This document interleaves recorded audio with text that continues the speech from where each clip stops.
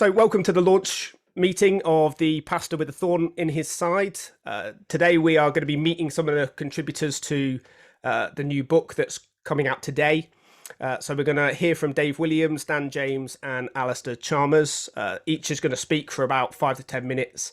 If you want to ask them any questions or anything crops up whilst they're speaking, just use the private message on the chat and then I will pick that up and we can put those questions to them later on. So without further ado, I'm going to hand over to Dave Williams, who is going to open up for us. Thanks, Steve, and thank you everyone for giving time to be with us this evening. Just to give you a bit of little bit of background to me, I'm married to Sarah, and we've been living and working in the West Midlands for 10 years. So I was the pastor of a church called Bearwood Chapel, which is right at the heart of the West Midlands. It's in I think the best way to describe it is a mixed area. So there are more prosperous areas, but there are also areas of significant deprivation, and it's diverse in terms of its ethnic makeup as well. And we joined there in 2010. And our experience over the past 10 years has been a lot of encouragement, a lot of signs of fruit, but a lot of challenges as well. In the last sort of couple of years leading up to the pandemic, there were plenty of things to encourage us, but also plenty of things to stretch us, including the challenges of supporting a Sunday night congregation that was primarily made up of people from homeless and hostile backgrounds, a number of asylum seekers with really challenging cases and experiences that we worked with over a number of years, lived their lives with them, faced their frustrations, their ups and downs with them, and the joys as well, when a number of them were given leave to remain. And then round about 2019, there were a few challenges within the church that put extra strain on us. I would say that I was not particularly personally aware of a mental health challenge until the kind of the floodgates opened one day, although my wife will share that she began to pick up things that were concerning her, that I wasn't picking up energy again, that I was not as communicative as I would normally be, that I seemed to be carrying that weight.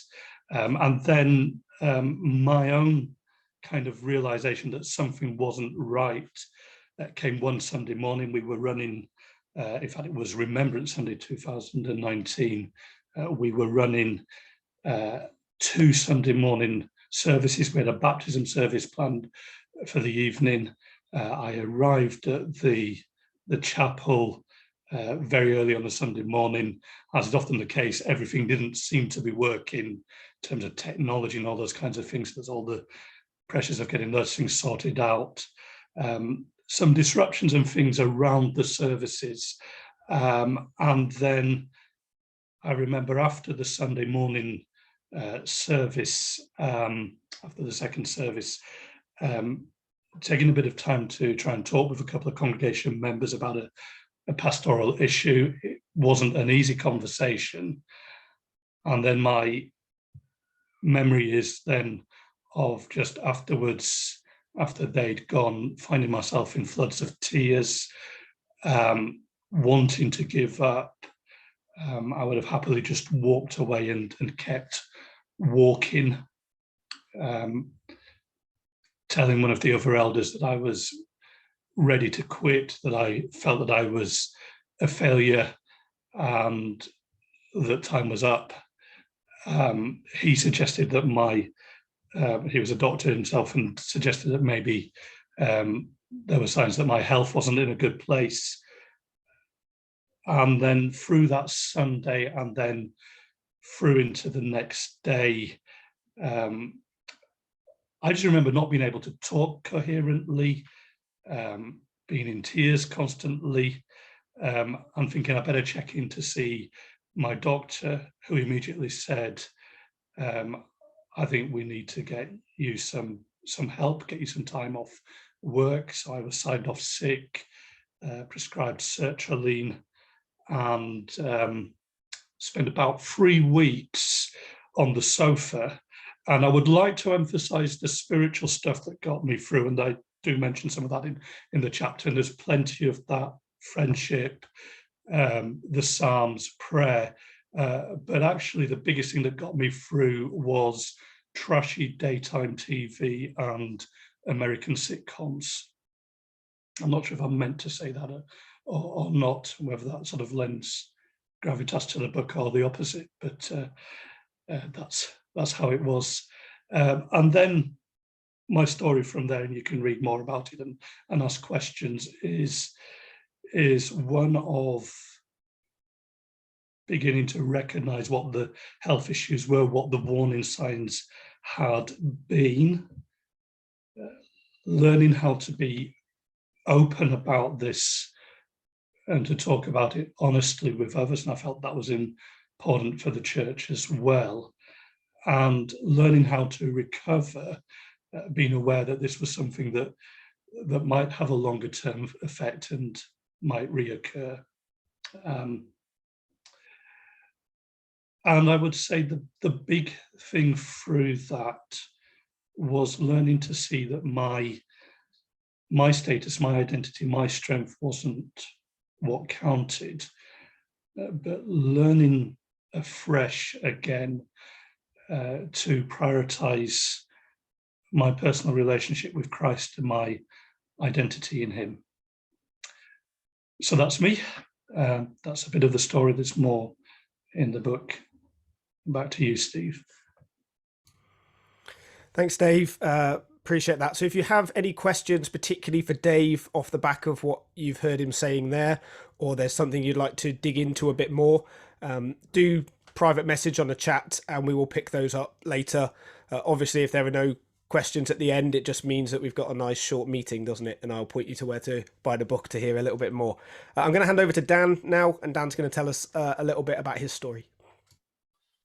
Yeah, so I'm Dan. I'm assistant pastor currently of a church in Leicester and looking to grow a church on a council estate that we live on in the south of Leicester called Monsell.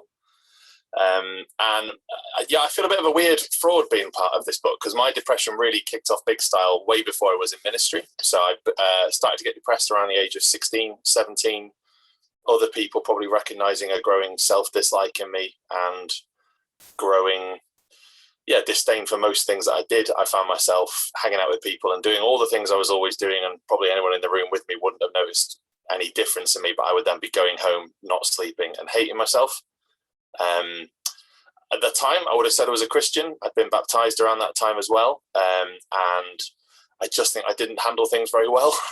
I was put onto medication fairly early doors that was the doctors at the time thought was this kind of wonderful cure-all for depression, and it come out and they said it's this amazing miracle drug that is non-addictive and will solve things. And it was revealed a little while after I had spotted this in myself that it's only not addictive if you change the meaning of the word addictive, and that it is actually found to increase tendency to self-harm. So I found myself self-harming during that time.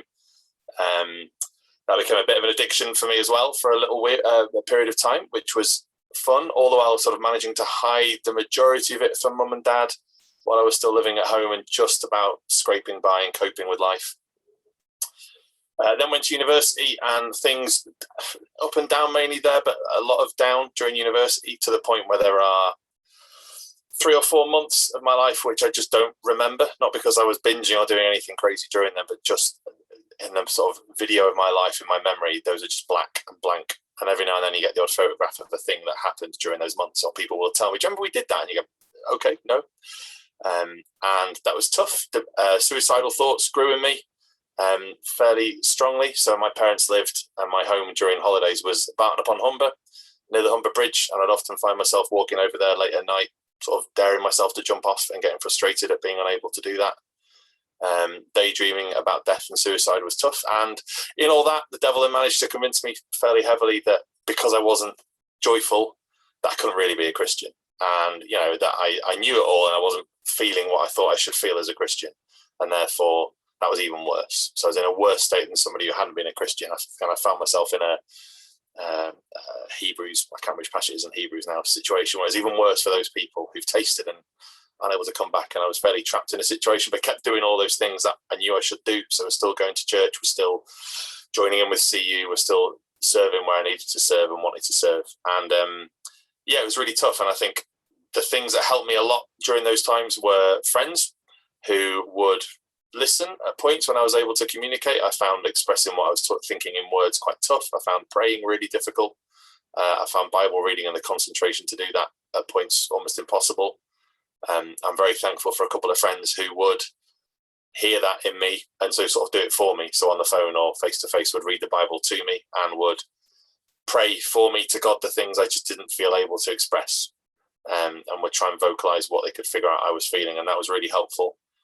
And I think the consistent love and prayers of people like that and my parents sustained me and kept me going despite not really talking to my parents much about it. I know that they were very much doing that. I had good friends who supported me and loved me through that. And then, sort of bimbling along through life, making mistakes, sinning rampantly with it all and being a bit of an idiot. But God kept me, God sustained me. And I think through meeting who then became my wife, but wasn't at the time when I met her, gave me a sort of a motivation to think, no, I really want to sort this out properly and get the help that I need. So found some medication, spent a bit of time hit and missing before this, a different medication and messing around with it, but found medication that worked for me and that settled me and helped, and started on quite a high dose of that and gradually decreased over a period of years. Had some counselling, had people that I chatted to, developed healthy coping strategies that I still rely on now when flares kick off. And I've been antidepressant free since 2014, which is quite a significant thing for me to have done. And that doesn't mean there haven't been dark times. I still go through grey patches and patches where life kind of loses a lot of colour. But I have particularly learned that there are things that I need to do to help fight that. So the first thing is I need to tell people. There are a couple of people that I need to tell. So my wife, I've got some good friends who I share these things with, and I find that shining a light on a dark area kind of stops it being dark for a bit. And that really helps. And I need to make sure I'm looking after myself physically. People who would have known me from my youth wouldn't believe this to be true, but I found I'm prone to overworking now. So I need to make sure I don't do that. I need to make sure I don't work too hard, and while at the same time working hard enough. I'm not using it as an excuse to be lazy. And make sure I look after myself, make sure that I communicate these things, and use the means of grace that I have available to me, that I don't allow that to excuse sin, which is something that I think I did a lot during my teenage years and university time. But I have found that this is one of those limps that the Lord has given me and allowed me to keep walking with, and I'm very thankful for it. It's affected my perspective. As I started as assistant pastor 2.5 years ago, very trying to keep an eye open for people in church and people around and about who are struggling with mental health issues, with the idea of at least wanting to be someone who's not afraid to talk about those things with them. I'm wholeheartedly convinced of 2 Corinthians 1 verses, I can't remember where it is, but basically where he talks about in 2 Corinthians 1, where he says that the reason these things happen to them is that they can in the future comfort others with the comfort they themselves have received. And I wholeheartedly believe that, and I have hope and trust that the depression will stave off. There's still the sort of default thoughts in my background. If I think about it, if you go down dark thoughts, my default thought is still that one day I'll end up killing myself. And when I say I went from a more healthy perspective, that's kind of laughable, but actually that's probably my default thought. And so I'm aware of that and keep talking about that and being aware of that with my wife and chatting about those things. These are limps and kind of hidden scars in the background that I think are always going to be there. But I'm confident the Lord has purposes for that and wants to use that, I hope, to help others. Thanks, Dan. Appreciate that. So please keep your questions coming in the chat function, and we will be putting these to the guys at the end. So I'm going to hand over to Alistair now, who can talk a little bit about his story as well. Perfect. Thanks, Steve. My story is similar to Dan's. I should say my name's Alistair Chalmers. I'm an assistant pastor of Brunsfield Evangelical Church up in Edinburgh. And yeah, story similar to Dan's. My depression started before ministry.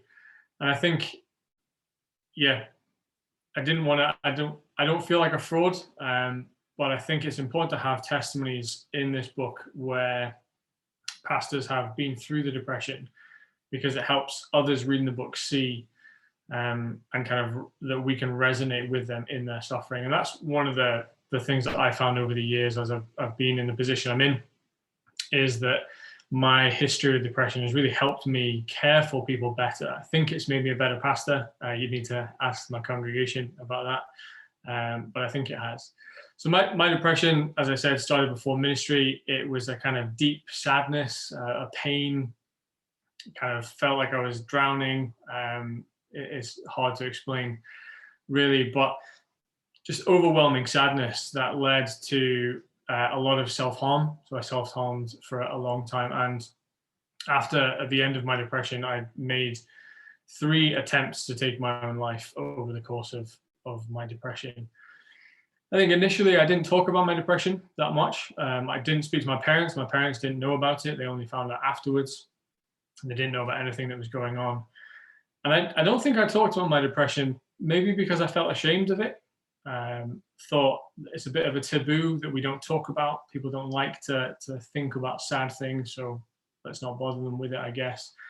I wrongly thought that there was no point dwelling on the past, that my story was not unique, that no one needed to hear it, that it wouldn't help anybody, that I maybe didn't want to remember the difficulty of those years and the pain that was included. But I do think that has shaped me into being the person I am today, and it's helped me serve the Lord, helped me serve the Lord's people at the church I'm at, and friends and family members as well. So I do think it has made me a better pastor, which is great. I think some of the practical things, so the rest of my story is in the book, and I would definitely encourage you to go grab a copy.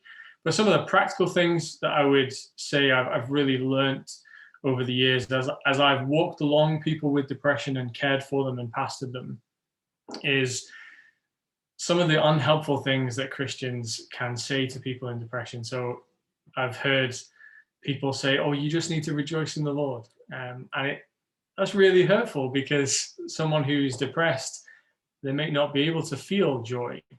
They may feel numb. That might not be possible for them to have those emotions, and it's really hard, and it can be really damaging to say just rejoice, even though that is a biblical truth that we see in Scripture.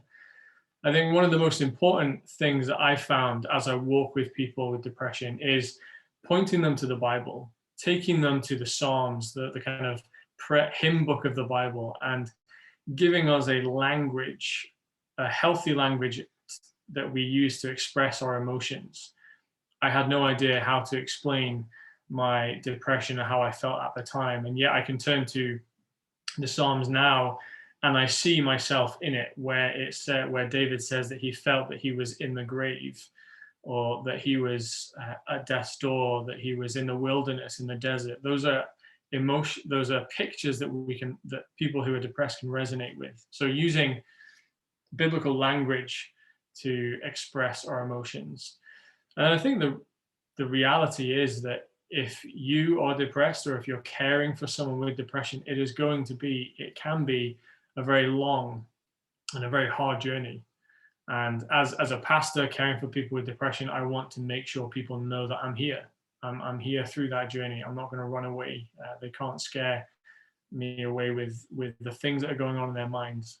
And I often do share my own story with people, not to say, look at me, how I did it, and I no longer have depression, or not to use myself as an example, but simply to point them to the hope that there is in the gospel. To say, I know where you've been a little bit, and this is what my experience was, but let me show you Jesus. Let me show you the wonderful truth that really got me through. And it was that verse in John 15, verse 5, where Jesus says, I am the vine and you are the branches. Whoever abides in me and I in him, he it is that bears much fruit. For apart from me, you can do nothing. And that's what I found in my depression. I was trying to do everything by myself. I was wearing a mask, pretending everything was fine, pretending I was the good Christian lad, the pastor's son, the missionary kid who had his whole life sorted. But that realization that without Jesus, I can do nothing. So I need him. And I would encourage all of us, whether you care for those with depression, whether you have depression yourself, not to wear a mask. If you're not fine, don't say you're fine. Let people in, be vulnerable with those around you. And then something that Dave said really is important to realize as well, that depression can have both medical and spiritual reasons behind it. And I think we shouldn't cast one or the other off, because that would be unwise, and we should actually seek the help that we need. And it can be that there is solely a medical, it could also be solely a spiritual, but often it's a mix between the two. So I hope that this book will help you. I hope that it will encourage you, and I hope that it will be used well for the service of the Lord's people and the upbuilding of his church.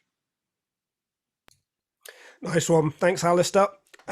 You can continue to keep your questions coming. We've got a good few now, so we've got some decent amount of time to deal with them. I will just deal with the first one quickly, mainly because I don't think any of us actually have an answer to this. I was asked, will there be a US distributor for this book? The answer is, I don't know. I'm told that that's something we can check, and it may happen, but we can't say for sure at the moment, I'm afraid. Second question, how did your church support you, or how did your church help you when you had depression? I'll put that to Alistair. Yeah, I guess Dave's probably the better one to answer this question. For me, my depression was hidden. I didn't tell anyone about it until I was no longer struggling immensely with it. So my church at that point didn't help, because they didn't know, because I didn't let anyone in. I think some of the helpful things that happen now, or some of the helpful things that I try to do now with members who have depression, is walk alongside them, point them to Jesus, read the Bible with them, sit with them, and just spend time. Often, and just listening to people. Often people can really struggle in silence, and just being a sounding board for them, and pointing them to Jesus and correcting some unhelpful thinking where it's necessary. Great, thanks, Alistair. The reason I came to you first, because I knew yours happened before you were in ministry.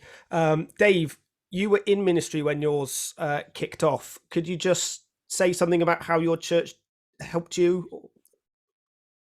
Yes, so I think first of all, giving me the time off that I needed, the sick leave, without putting pressure on me to return, not to rush that. I think as well, and I think it's fair to say, people within a church congregation will cope with things at different levels and at different stages. What was particularly helpful, there was about 3 guys that I would say were particularly helpful, that they decided they were just going to be my friend, and just gave time to come around and visit, to chat. They were genuine friends. They were not Job's comforters, so they just came and hung out and were a genuine encouragement. I think partly just the big encouragement for a pastor to see church members who have grown in their faith and been mature and being able to pastor the pastor as well, is itself an encouragement. I think those were the key things. Great. And there was another question specifically for you, Dave. You mentioned about your depression. Somebody asked, how close was your depression to what's often called burnout? Was it similar, or was it clearly quite different?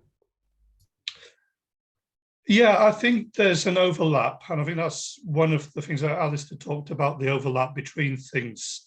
That was the word that was used by another Christian first of all. when they said, "Are you okay?"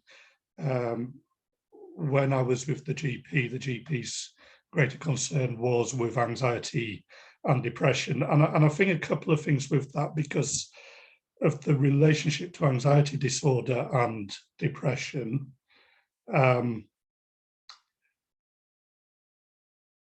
think my personal view is that sometimes we use the word burnout because we find it easier as, strong Christian men to say burnout than to say depression or anxiety. So when I've read and heard from other people, then actually they're talking about their emotional health. It is not just that you've worked hard and got exhausted and got burnt out. It is actually responding to pressures, to conflict, to trauma, to things like that you are seeing working out in people.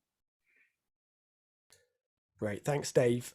I think this is one probably for everybody, so it might be worth you all offering an answer on this one. What's the single best thing that a believer said to you when you were depressed? So what was the one thing, if you had to pick it out, that somebody said that was most helpful to you from another believer?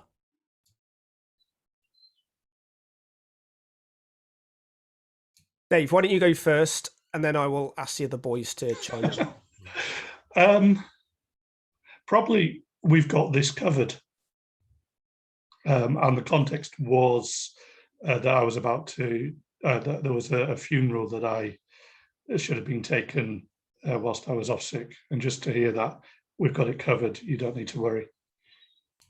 Great. Alistair, what about for you? Yeah, I think it was kind of afterwards, after I'd told people and it was made known a little bit. I think it was that, I wouldn't necessarily say it's one sentence, but it's just that idea that it's okay to bring your questions and your worries to God, and He's big enough to take them. Look at some of the Psalms and how the psalmists cry out to God in their despair, and they question whether He's even there. I think it's a good to recognize that you can come to God with those things and know that even in that despair, in that pain, even though it doesn't necessarily feel like it, God is there, and you just need reminding of that truth. Great. And Dan, single best thing a believer said to you? It might be things I didn't say. So people didn't react in shock when you talk about suicidal thoughts. That really helps. But along with that, I think people encouraging me that my feelings didn't affect the truth. The truth was still true, whether I felt it or not, was particularly a lesson I've held and I've clung on to and used to pass it to my wife when she went through a period of depression, and other people since. I think that's been a really helpful reminder that people pointed me to. Great. And we'll stick with you, Dan. There were two questions specifically for you. One was thanking you for your honest account. And obviously there's more of that in the book. And you'll have to, I can't remember the answer to this, so you'll have to tell me if you say this in the book and therefore not give an answer now. But somebody said, remember. Somebody said, would you be willing to share what the trigger for your depression was? If you've said so in the book, then tell them to buy the book. Yeah, I think the truth is, I don't think there was a trigger. I've gone through counselling and I've looked many times during my angsty later 20 and early 20s sort of time, thinking about my past and what started it, and there was nothing. And if anything, that made it worse. There wasn't a reason for my depression. I couldn't go, oh, if I could just deal with that particular issue, therefore it'll be fixed. There was nothing. Chemicals would be what I would say, a chemical imbalance. Yeah, there wasn't a particular trigger. Okay. And the second question, you mentioned how you felt, having had depression yourself, that you could kind of spot these sorts of issues in the church and other people. You kind of could see other people who were struggling. What advice would you give to other leaders about being aware of mental health issues in their churches? Yeah, it's a really helpful question. I think, yeah, it's not necessarily spotting, because obviously depressed people are quite good at hiding it. So it isn't necessarily spotting it, but it's more a case of not being afraid to ask the question. So don't be afraid to ask somebody who is vocalizing depressive thoughts to you if you get in those counseling situations. Don't be afraid of asking them, have you thought about killing yourself? Has that sort of thing jumped in there, or harming yourself in any way? Because you're not going to plant thoughts in their head they haven't thought of already. And it opens a dialogue. So I think my big advice is don't be afraid of asking those questions that will make you squirm. I wish people had done that with me more. I wish people had taken the time to spot it. And again, I was very good at hiding it, so I don't want to blame other people for it either. But there weren't people in my life who were pushing those doors and challenging me in those ways, other than a handful of friends who lived hundreds of miles away. So yeah, I think don't be afraid to ask those questions. And as Alice has already said, be willing to walk through with them. It's going to take a lot of energy and a lot of time. And that doesn't necessarily mean it's all going to be intense, sitting pastorally chatting about these things all the time. But it might mean there are going to be times you've got to go around to their house and take a DVD and sit and watch it with them and them not say a word. But you're just with them and you're walking with them and you are loving them. Yeah, it's really important, because part of the reality with depression is somebody with depression will not love themselves, and so they're going to need extra love from outside to help them feel a bit of the Lord's love for us, and we get to be great ambassadors for Christ in that situation. But that is tiring and it's draining, and it may mean all kinds of draining requirements on you perhaps, and it's being prepared for that. So I can't remember whether I say this in the book, so apologies if this is repeated in there, but one of my very good friends knew I was going through a really rough time at university and knew I didn't sleep well. And so I discovered a fair few months later that he'd set his alarm on his phone for every hour during the night so that he would wake up and see if he'd missed a text from me that he needed to reply to. Now that's love, isn't it? That's incredible love for somebody really struggling. And I'm very thankful to him for that. So yeah, it's those little things that you've got to be aware of, but don't be afraid of asking the difficult questions that will make you squirm, especially as Brits. This is the sort of thing that's going to be solved with a nice cup of tea and a stiff upper lip. Thanks, Dan. This one I'm going to put to Dave because I know he'd written a little bit about it. We've had a question about the biblical counselling movement, and that's quite popular in certain circles. The person who put the question has said it can often have a negative view of secular psychology and psychiatry. Does the UK have that same sort of emphasis in that movement, and how do you respond to that sort of skepticism to secular health intervention? So I'll put that to Dave Williams. Thank you. Yeah, so I would say, first of all, there's a lot of good stuff within the biblical counselling movement, and I think an awareness that it came out of a response to unhealthy aspects of counselling in the secular world. The guys I know in the UK tend to be more nuanced, and I think as well a recognition that counselling and therapy and thinking has moved on a lot since people like Jay Adams were first sort of writing and challenging on things, as has the movement itself with people in the States.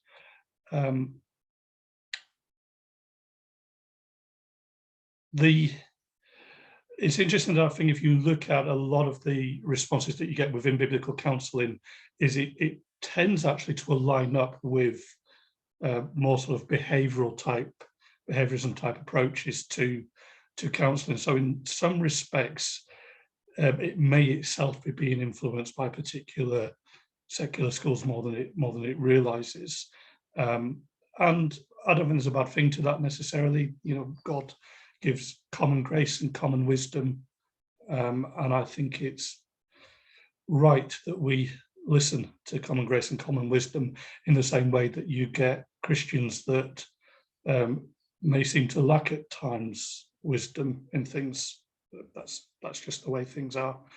I think you just have to look carefully and see what is most helpful to the context and make sure that it is, whether it has the label biblical in it or not, that it is under the authority of Scripture.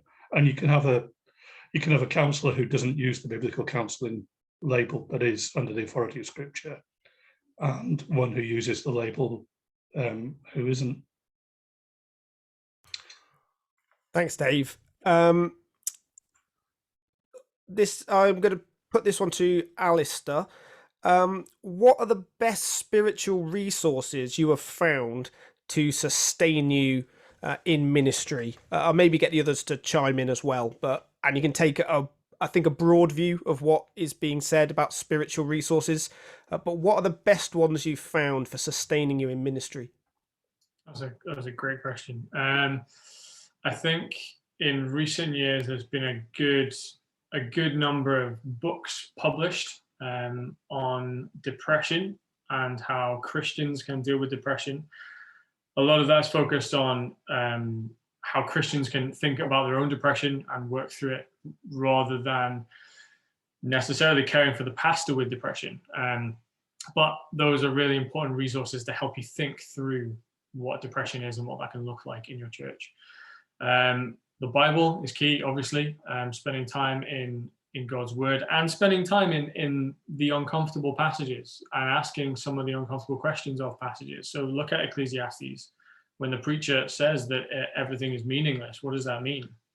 And how many people can resonate with that. And also preaching those passages, because I find I know a passage much better after I've preached it. And we preached Ecclesiastes at Brunsfield last year or the year before, and I'm just about to do a series in Job come June, because everyone loves a good bit of Job. So yeah, Bible, Christian books, so there's some great stuff out there. I think also specifically for ministers and pastors, being spiritually fed yourself is very important.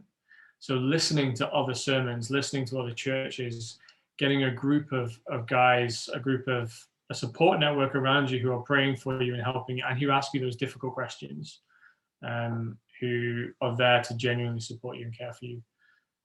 Specific resources, I mean, there are just tons, and yeah, I'm not too sure. It kind of caught me off guard there a little bit, but yeah, that's probably what I'd say. So Dan or Dave, do you want to chime in on that one, or have you got nothing to add there? No, I can jump in. I'd agree with Alistair. I think I got asked by my pastor last summer when we preached the Psalms over the summer holidays, and Psalm 88 came up, and he went, "I'd love you to preach this, Dan." And it's been the best thing for me. I've loved preaching Psalm 88. It's now, if I'm asked to preach anywhere else as a visiting preacher, I'll go, I know what I'll preach, because you won't have preached it recently. And it is fantastic in just showing somebody with depression, look how blunt you can be with the Lord.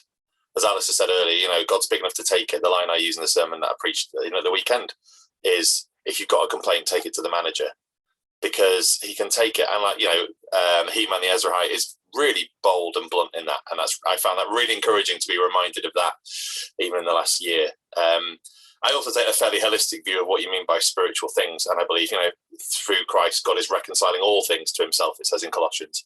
And so Alan Partridge was a great help to me.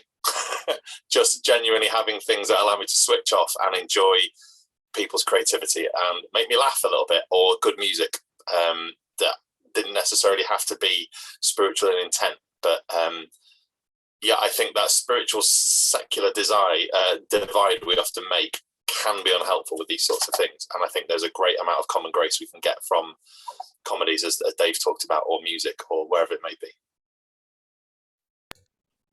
Great, thanks, Dan. So another question: do we ever recover from depression or get past it, or do we just have to learn to live with it as a lifelong condition? Dan, why don't you start, but I'll get the other boys to speak a little bit as well. Yes, a brilliant question, because I think yes and yes to both. I think there are some people for whom depression will be a time of their life where they will need some support in whatever that will look like, and they will recover and never look back. And there'll be those people for whom depression is an ongoing, recurring, kind of like sea on a seashore, washing away the sand. And there'll be those people who will go through intense blips, and the most of the time there will be largely plain sailing, but with the odd grey patches. So I don't think it's as simple as one size fits all. I think the way depression affects people is as different as the number of people who are going to have depression.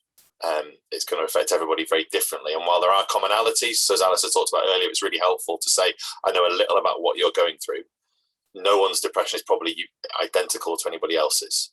And that's also part of the ongoing patience needed when caring for people going through it, because people might have a very short blip and then be fine as your pastor or as your friend, but other people may struggle with this on and off for the rest of their lives, and that's okay. But it's, yeah, I think it can vary from person to person. Great, thanks, Dan. I'm going to actually move on from that because I think that's a really helpful answer. Dave, a question for you. How did your church react when they found out you were depressed? 'Cause I think of the three of us, you're the only one who first became depressed whilst you were in a ministry post. So what was your church's reaction to that? Yeah. Well, I think, as I said before, on the whole, the response was fantastic. And I felt it important just to talk straight with the church. And I wanted to do that so that it wasn't this thing that should have a stigma around it, that it should be something you can talk about quite normally, and to say, I have been unwell, this is what the illness was. As I said before, I think, it is important to be ready that there are the range of reactions. Some people were a little bit warier, not because not because of stigma or anything like that, but because they didn't want to put pressure on.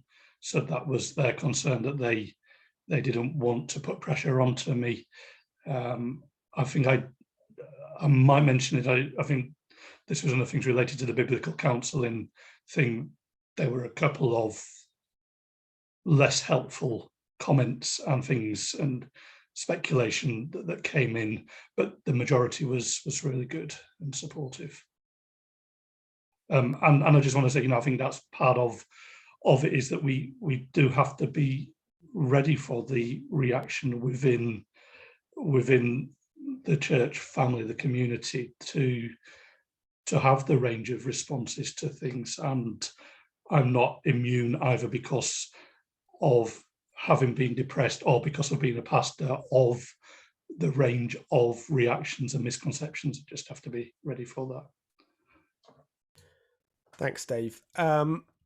So we also got asked, what role have your wives played if you're married, and what support might they need to better support you in your depression or in pastoring depressed people?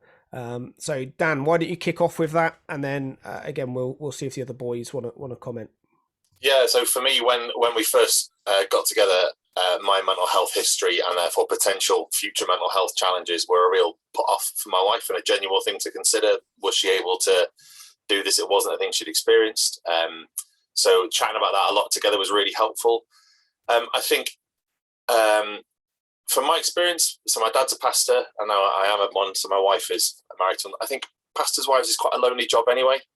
You get none of the benefits and the pay of being a pastor, and none of the support either. And so I think pastors' wives, it would be great to find ways to encourage them to get support. And FIC, which is the network I'm closest affiliated with, are trying lots of things to do that. But yeah, supporting and loving pastors' wives, I think, is really important. So my wife is vital to me. So she's the first person I'll tell when I can feel the grey growing. She'll probably spot it before I will. But will ask me very directly, and therefore give me a chance to talk about it and think about it, and is very patient with me with it. She's since gone through periods herself of depression, quite severe depression, so that means there is an ability to empathise a bit more. But I think, yes, supporting and loving our pastors' wives is a thing I'm really passionate about, and how we can get good, proper, genuine, real friendship when it's a strange role for them to be in, is a thing worth thinking about, and I'm mulling over for the future as well. Thanks, Dan.